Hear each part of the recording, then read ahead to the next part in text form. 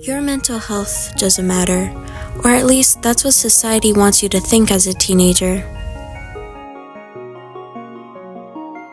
Whenever talking about your mental health issues to someone, you'll often hear that it's normal or just part of being a teenager.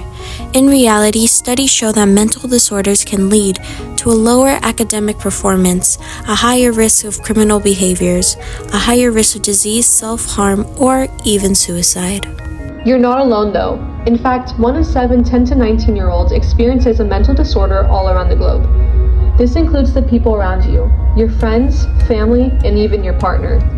One of the things that gets mislooked is a lot of times the warning signs for mental health struggles can be very similar to standard adolescent development and the changes adolescents go through. So with that said, a lot of times it is anything that's out of the ordinary or anything that's extreme. Survey we have done has asked questions from over 50 individuals at our school and showed that the majority of students had mental health struggles. When asked the question of how they dealt with their emotions, many said that they just didn't at all. They bottled them up in hopes that they would go away on their own. An overwhelming majority of participants also noted that they did not feel fully comfortable talking about their own mental health in front of their friends or their family members.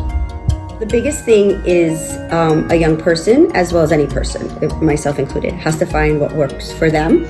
So in regards to mental health, a lot of it is really taking care of your whole self.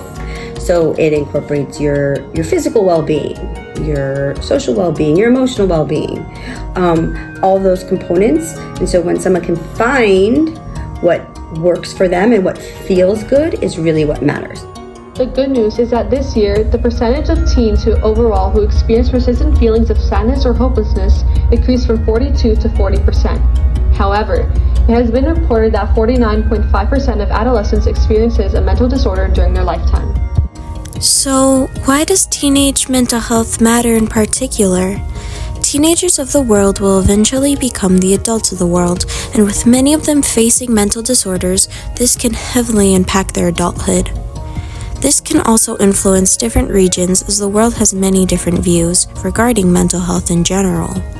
While richer countries are able to treat and allow access to mental health care, some countries do not have the financial means to provide these services. In some cultures, mental health is even stigmatized and not taken seriously. As a result, this can lead to higher rates of mental illness in a region. Be available and to listen. And listening, right, isn't with the intention of telling someone what you want to say. It's just listening and being present and allowing the person to share where they're at, their thoughts, their feelings, their perspectives, and their needs without us, right, telling them what we think and what we think they need or how they should handle something.